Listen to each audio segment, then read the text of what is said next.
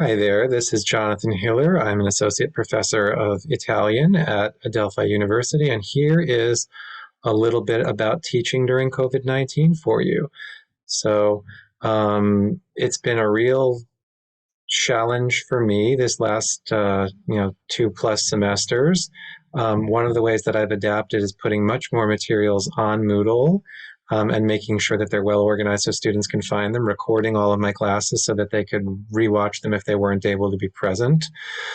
Something that I've learned about teaching is that um, the difference between in person and online teaching for me had a lot to do with the ability of students to disappear and the amount of extra um, engagement it takes on the part of the instructor to make sure that students aren't just tuning out because they can just flip their cameras off and disappear even though they've been told not to, and other things like that.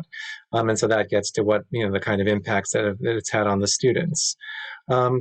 Discussing spring versus fall, I think the main thing that was different in the spring of 2020 versus the fall of 2020 is that the students were at least ready for it in the fall of 2020, whereas nobody was ready for this in March, and so figuring out the expectations was a little bit easier in the fall.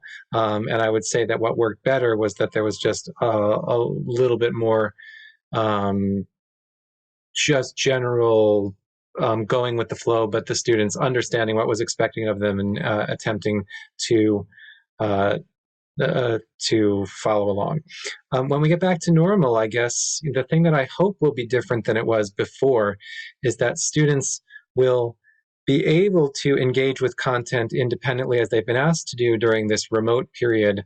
And we can somehow find a way to integrate that independence back into a situation where we're in person, because I feel like students before the pandemic were, at least in my courses, being asked less frequently to kind of work independently. And now I feel like they've developed that muscle a little bit. They've exercised that muscle. And so they'll be able to maybe do that a little better moving forward.